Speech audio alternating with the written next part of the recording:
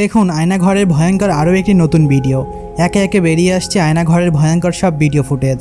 শুধু একটি দুটি নয়, বরং অসংখ্য মানুষ এখনও আয়নাঘরে বন্দী, যাদের প্রত্যেক দিন কাটছে কষ্ট এবং যন্ত্রণায়। তবে এখনও কারা কারা বন্দী আছে এই আয়নাঘরে তা জানবেন আয়নাঘর থেকে ফিরে আসা এক ভাইয়ের মুখে। আর এই ঘরে নাকি নিরীহ মানুষদেরকে নিয়ে এসে বন্দি করে জুলুম ও অত্যাচার করে মেরে ফেলা হতো। এমনকি এই ঘর থেকে বেরিয়ে আসছে একে একে অসংখ্য মৃত মানুষের কঙ্কাল। আর এই সব ভয়ঙ্কর কার্যক্রমের সাথে জড়িত ছিল স্বৈরাচারী শেখ হাসিনা। তার নির্দেশে এই আয়নাঘরে এমন ভয়ঙ্কর কার্যক্রম হতো। আর এই সব কার্যক্রম পরিচালনা করত ডিবি হারুন, যে কিনা নিজের মুখেই স্বীকার করেছে। যদি আপনি এই আয়নাঘরের ভেতরের দৃশ্য একবার দেখেন তাহলে নিজেকে কন্ট্রোল করতে পারবেন না। আর তাই তো এই আয়নাঘরের ভেতর থেকে যারা ফিরে এসেছে তাদের মুখ থেকে ভয়ঙ্কর লোমহর্ষকর বর্ণনা শুনলে আপনি নিজেকেও সামলাতে পারবেন না। শুনুন তাহলে এই আয়নাঘরের ভেতরে এক ভাই নিজের মুখ থেকে তার ভয়ঙ্কর সব অভিজ্ঞতার কথা। চোখে কাপড় বেঁধে দেয় তারা, একটা কালো কাপড়। কোনো কান্না করতে পারতেছিলাম না, কান্না করলেই থাপ্পড় খেতাম। আমার এই পাশগুলো ফুলে গিয়েছিল। তোদেরকে এই ক্ষমতা দিল কে যে তোরা সরকারের বিরুদ্ধে গিয়ে তোরা কথা বলছিস? তারা আমাকে কোনো খাবার দেয় নাই, পানিতে কালো কালো মরিচা মিশিয়ে রাখতো। এত টর্চার থেকে মরে যাওয়াই বেটার। আন্দোলন যখন থেকে শুরু হয় আমাদের ঘেরাও করে রেখে, সম্ভবত ক্যাম্পাসের ভিতর থেকে আমরা পরবর্তীতে জেনে পেরেছি যে ক্যাম্পাসের ভিতর থেকে নিউজ দিয়েছে আমাদের ব্যাপারে যে তারা এখানে ইয়ে করছে, তাদেরকে নিয়ে যান বা হচ্ছে এটা আপনারা দূর করুন। ডিবি এসেছিল আর কি, ডিবি পোশাকে এসেছিল এবং 5টা তাদের গাড়ি নিয়ে এসেছিল। এসে শুধুমাত্র আমাকেই ধরে নিয়ে গেছিল সেখান থেকে।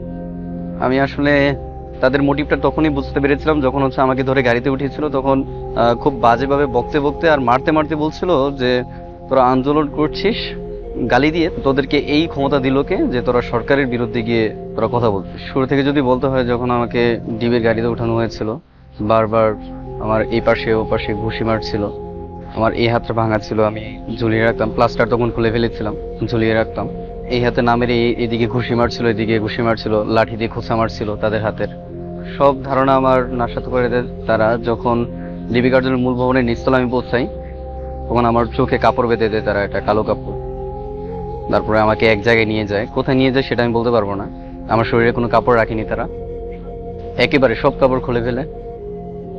তারপর যখন তাদের ডিসি আসে, আমি এটা বুঝলাম এভাবে, কয়েকজন বলতেছে যে এই ডিসি আসছে, ডিসি আসছে। আমাকে শোয়ানো হলো নিচে।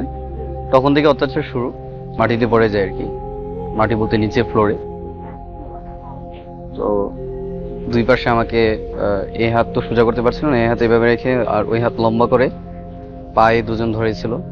রুটি যেভাবে বেলুন দিয়ে বলে, ঠিক ওইভাবে লাঠি জাতীয় কোনো একটা বস্তু দিয়ে তারা আমার এই নাভি থেকে একদম হাঁটু পর্যন্ত তারা খুব জোরে জোরে বলছিল। লজ্জাস্থানের অন্ডকোষে এসে জোরে জোরে আঘাত করছিল লাঠি জাতীয় কোনো একটা বস্তু দিয়ে অথবা হাতের আঙুল দিয়ে।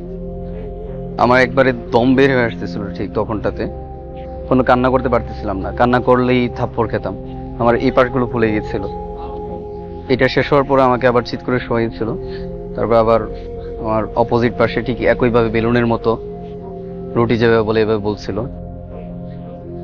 যখন তারা এটা পারছিল না, তখন শেষ পর্যন্ত বল তুই ছাত্রদল করিস। আমার এই হাতটা লম্বা করে তারা ধরে ধরে এই হাতের গিরাতে তারা লাঠি জাতীয় একটা বস্তু দিয়ে জোরে চাপ দিয়ে ধরে এবং স্বীকার করতে বলে তুই শিবির করিস, নাও তুই ছাত্রদল করিস। তোর পিছনে যারা ছিল সবাই শিবিরের ক্যাডার অথবা ছাত্রদলের ক্যাডার। এমন আমার না একদম দম বার হয়ে আসছিল তখন। আমি তাদেরকে বুঝিয়ে শেষ করতে পারতেছিলাম না। এক পর্যায়ে তারা আমার মানিব্যাগ থেকে একটা কার্ড পায় যে আমি বিএনসিসি কর্পোরাল। আমি তাদেরকে আসলে বলেছিলাম যে আমি সামরিক মহড়ায় আমি অংশ নিয়েছিলাম, ইএক্স নবদিগন্ত যেটা ছিল। তখন তারা হঠাৎ করে বলে উঠছে যে তার শরীর অনেক শক্ত, সে জঙ্গি ট্রেনিং নিয়েছে। তখন আরো মারতে থাকে একদম, তখন বাড়ি দিতে থাকে বারবার আমার এইগুলোতে, এবং বলছিল বারবার যে তোর হাতটা আমি ভেঙে দেবো। এক হাত ছাত্রলীগ ভেঙেছে, আরেক হাত আমরা ভেঙে দেব। রাত 7:30টার দিকে সমুদ্র রায়েরবাগে পুলিশদের খুব বেশি মারা হয়েছিল। তখন আমাকে আবার নিয়ে যাওয়া হয়। তখন আমার চোখ খোলা ছিল, কিন্তু কাপড় চোপড় তখনও পরায়নি। আমার হাতে হ্যান্ডকাপ লাগানো হয়, এই বাঙা হাত খোলে, দুই হাতে হ্যান্ডকাপ লাগানো হয় এবং হাঁটুর উপরে বসানো হয়। অ্যাসিস্ট্যান্ট কমিশনার গোলাম মুস্তফা বারবার সে আমার দিকে তেড়ে আসতেছিল হাতে তার শটগানটা নিয়ে, এবং খুব খারাপ খারাপ গালি দিয়ে, যেগুলো আমি উচ্চারণ করতে পারবো না, বলছিল যে পুরো ম্যাগাজিন তোর মাথায় উড়িয়ে দিব। সে মাঝখানে বলেছিল যে আমরা 10 লাখ সৈন্য বাংলাদেশে আছি, 10 লাখ যদি একসাথে বুলেট ছুরি তাহলে 10 লাখ বুলেট ছুড়বে, তোরা শিক্ষার্থী কয়জন, এই কথাটা বলেছিল। তারা আমাকে অনেক ভয়েস রেকর্ড শুনিয়েছে, যেটা আমি 15 তারিখ থেকে অন্যান্য সমন্বয়ক এবং ছাত্রদের সাথে কথা বলছিলাম, সেই ভয়েসগুলো শুনিয়েও আমাকে মেরেছে। আমার হাঁটুগুলোতে এমনভাবে মেরেছে যে আমি হাঁটুর উপরে বসতেও পারতেছিলাম না। তারা আমাকে কোনো খাবার দেয় নাই, আমি পানি চেয়েছিলাম, তারা আমাকে কোনো পানি দেয়নি। যতক্ষণ পর্যন্ত তাদের কার্যালয়ে ছিলাম, রাত প্রায় 9:30 পর্যন্ত, তাদের কার্যালয় থেকে ডিবির গারদেই নিয়ে গিয়েছিল। পানির পিপাসা আমার এত বেশি পেয়েছিল, কারণ ওই দিন শুক্রবার ছিল, আর সকালবেলা আমাদের রান্নাও হয়নি, আমরা খাবার দাবার করতে পারিনি ঝামেলার কারণে। ওই দিন এমনিতেই হচ্ছে তাদের টর্চার, আরেকে হচ্ছে পেটে ক্ষুধা, আরেকে হচ্ছে প্রাণীর তৃষ্ণা, সবকিছু মিলিয়ে আমার বারবার মনে হচ্ছিল যে এত টর্চার থেকে মরে যাওয়াই বেটার, বা নিজেকে ভেবে নিয়েছিলাম যে হয়তো আজকে আমাকে শেষ করে দিবে। যাই হোক, সেখান থেকে যখন ডিবির গারদে নিয়ে নেওয়া হয়েছিল, তখন ডিবির গারদে আমাকে রাত 2:30টার দিকে আমাকে উঠিয়ে নেওয়া হয় ডিবির গারদ থেকে, এবং এটা বলে দেওয়া হয়েছিল যে তোদের ক্রস ফায়ার দেওয়া হবে। এখন আমাদেরকে 4 জনকে নিয়ে যাওয়া হয়েছিল, 4 জনই আমরা ছাত্র ছিলাম। 4 জনকে নিয়ে আমাদের মোটামুটি তারা গান লোড করতে করতে বলছিল যে আজকে শেষ, তোরা যা দোয়া করার তা দোয়া চেয়ে নে, আজকে তোদের জীবন শেষ। তখন আসলে আর অন্য কিছু ভাবছিলাম না, তখন আসলে দোয়াই পাঠ করছিলাম, দোয়া করছিলাম যাতে বাবা মা ভালো থাকে। গাড়িতে উঠানো হয়, খুব বড় একটা স্কোয়াড দিয়ে তারা নিয়ে গেছিল রমনা পার্কে, যে শিশু পার্কটা ছিল সেখানে নিয়ে আমাদেরকে 4 জনকে নামানো হয়। আমার হাতে এক ব্যাগ ককটেল, আর আমার পাশে যিনি ছিলেন তার হাতে 8টা পেট্রোল বোমা ধরিয়ে দেওয়া হয়েছিল। তারপর তারা সেগুলো ভিডিও করে, এবং ওইখানকার ফুলের দোকানদার 2জনকে নিয়ে তারা তাদের থেকে সাক্ষ্য প্রমাণ নেয়। আমাদের হাতে হ্যান্ডকাপি ছিল তখন, তো সেখানে তারা বেশ কয়েকটা ফায়ারও করে, সেখান থেকে আমাদের ফিরিয়ে আনা হয়। তারপর দিন যখন আদালতে উঠাবে, আমার 2 হাত ভাঙা ছিল তখন। আমি তাদেরকে কেঁদে কেঁদে বলছিলাম যে ভাই আমাকে ডাক্তারের কাছে যেভাবে হোক নিয়ে যাও, আমি আর এখানে টিকতে পারতেছি না। তখন কনস্টেবল বেলাল এসে বলতেছে যে তুই যদি দেখার যে তোর হাত ব্যথা, তাহলে তোকে আর পাঠানো হবে না, তোকে এখানেই রেখে দেওয়া হবে। তো বিষয়টা হচ্ছে, পাশের কয়েকজন আমাকে বলছিল, দেবীর গাঁওতে যারা ছিল, যে তুমি যদি এভাবে ব্যথায় কাতরাও তাহলে তোমাকে রাজারবাগ পুলিশ লাইন হসপিটালে নিয়ে যাবে, সেখান থেকে তোমাকে ডাক্তারের কাছে নিয়ে যাবে, কিন্তু আদালতে উঠাবে না, তখন আবার তোমার জীবনের একটা হুমকি থাকবে। তখন তাকে বললাম যে না, আমি ভালো আছি, সুস্থ, আমাকে নিয়ে যাও। আমি তখন আমার 2 হাত, আমার যে এই হাত যেটাতে ঝুলিয়ে রেখেছিলাম, 2 হাত ওইটাতে এইভাবে ঝুলিয়ে রাখতাম। তারা এখানে আর একটা কথা বলতে ভুলে গিয়েছি, সম্ভবত তারা এখানে আমাকে ইনজেকশন দিয়েছে, কারণ আমার চোখ বাঁধা ছিল, আমি বুঝতে পারিনি এখানে কি হয়েছে। পরবর্তীতে ডিবির কারণে আমার সাথে যারা ছিল অধিকাংশই তাদের আচরণ দেখে বলেছে যে সম্ভবত তোমাকে কোনো একটা কিছু তারা করেছে ইনজেকশনটা যখন দিয়েছে তখন প্রায় 2 মিনিট আমার শরীরটা কেঁপেছে। ইনজেকশনটা কখন দিয়েছে? যখন আমার অন্ডকোষে তারা আঘাত করছিল, তার 10 থেকে 12 মিনিট পরে, যখন আমার পিছনের পাশটা তারা রুটির মতো বলছিল, তখন হচ্ছে এই জায়গাতে ইনজেকশনের মতো কিছু একটা ফিল হয়েছিল।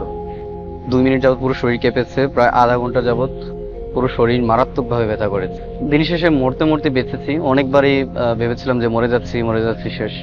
আদালতে ওঠানোর পরে আদালতে আমার অ্যাডভোকেটকে বলেছিলাম যে এসব কিছু করেছে। অ্যাডভোকেট জাজকে বলেছিল, তারপরেও সে হয়তো তার উপর থেকে তাকে ইনস্ট্রাকশন দেওয়া আছে, সে আবারও 2 দিনের রিমান্ড দেয়। 2 দিনের রিমান্ডে আবার এসেছি। সেখানে যদিও কোনো জিজ্ঞাসাবাদ বা কোনো কিছু করেনি, আমার মোবাইলটা তারা আমার মোবাইলটা মেরে দিয়েছে, এবং সেই দায়া তারা আমার উপর চাপিয়েছে। তারা বলছিল যে তোর মোবাইল তুই ফেলে দিয়েছিস, কোথায় ফেলেছিস, এই বলে আমাকে মেরেছিল। আর মজার বিষয় কি, আমার যে নেক ব্যান্ডটা আমার ঘাড়ে ছিল, সেই নেক ব্যান্ডটা নিয়ে একজনের ডেস্কে রেখেছে, আমার মানিব্যাগ নিয়ে আরেকজনের ডেস্কে আরেকজনে রেখেছে। কিছু টাকা ছিল, বেশি না, কিন্তু তারা যে এমন হাইজ্যাকার হতে পারে। একজন আমাকে জিজ্ঞাসাবাদের সময় জমা তালিকা লিখছিল, তখন বলছিল যে তোর থেকে কি কি নেওয়া হয়েছে। আমাদের আয়ুথ ছিল আর কি, রাহুল, ঢাকা বিশ্ববিদ্যালয়ে পড়তো, সে ইনভেস্টিগেটিভ অফিসার আর কি আমার। সে জিজ্ঞেস করছে। তখন আমি বলছিলাম আর কি আমার মোবাইল ছিল, আমার মানি ব্যাগ ছিল আর নেক ব্যান্ডটা ছিল। তো সে বললো যে তোর কাছ থেকে তো আমরা কিছুই পাইনি। আর আমি আসলে কিছু বলছিলাম না, কারণ এরা যা বলে তাই আমাকে মেনে নিতে হবে, অলরেডি বুঝেই গেছি। তো আমি চুপচাপ। তো সে আমার চেহারা দেখে সে চিল্লান দিয়ে বলছিল যে এই কে, তার কোনো কিছু নিয়েছিস কিনা। তখন একজন তার ডেস্ক থেকে মানে বের করছিল আর কি। বেশ কয়েকবার বলার পরে একজন তার ডেস্ক থেকে আমার নেক ব্যান্ডটা বের করে দিচ্ছিল, আর আরেকজন তার ডেস্ক থেকে আমার মানি ব্যাগটা বের করে দিচ্ছে। এতেই আমি নিশ্চিত আর কি তাদের মধ্যেই কেউ আমার মোবাইলটা মেরে দিয়েছে। দেশের একটা ডিটেকটিভ ব্রাঞ্চ, মানে সবার আস্থার জায়গায় হওয়ার কথা ছিল। আমি একজন শিক্ষার্থী, একটা যৌক্তিক দাবিতে আন্দোলন করছি, সেখান থেকে নিয়ে গিয়ে আমার হাতে বোমা দিয়ে আমাকে রিকভারি দিবে, আমাকে এইভাবে টর্চার করবে। সাধারণ মানুষকে তারা কেমন টর্চার করতে পারে? আসলে তাদের উপর আমার আর মোটেও কোনো আস্থা নেই। পুলিশের উপর থেকে মানুষের বিশ্বাস এমনিতেই উঠে যায়নি। যদিও এই আয়নাঘর পরিচালনা হতো শেখ হাসিনার নির্দেশেই, কিন্তু শেখ হাসিনা স্বয়ং এর তত্ত্বাবধান করতো না, বরং তত্ত্বাবধান করতো ডিবি হারুন, জিয়াউর হাসান সহ আরও অনেকেই। যারা এই আয়নাঘরে যারা নিজেদের জীবন অতিবাহিত করেছে, তাদের অবস্থা হয়েছে অত্যন্ত করুণ। কেননা এই আয়নাঘরে শুধু তারা বন্দী ছিল না, এমনকি তাদেরকে দিনের পর দিন মানসিক শারীরিক নির্যাতন করা হতো। আর সেই নির্যাতন এতটাই তীব্র ছিল যে একটি মানুষ কখনোই সহ্য করার মতো নয়। ঠিকঠাক মতো খাবার দেওয়া হতো না, খাবার দিলেও পান করার জন্য পানি দিত না। বাধ্য হয়ে সেখানকার বন্দীরা নিজেদের মূত্র পান করত। এই ভাইয়ের মতো আরও অসংখ্য মানুষ আয়নাঘরে এখনও বন্দী রয়েছে। তাদের পরিণতি কীরূপ ভয়াবহ হতে পারে তা একবার আন্দাজ করুন। তাই তো অন্তর্বর্তী সরকারের কাছে একটাই দাবি, আর সেটি হলো তারা যেন সেই আয়নাঘরকে গুড়িয়ে দেয়, এবং যারাই এই আয়নাঘরের সাথে জড়িত ছিল তাদেরকে আইনের আওতায় এনে কঠিন থেকে কঠিন শাস্তি দেওয়া হোক। তো বন্ধুরা, এই আয়নাঘরের ব্যাপারে আপনাদের কি মতামত তা অবশ্যই কমেন্ট করে জানাবেন।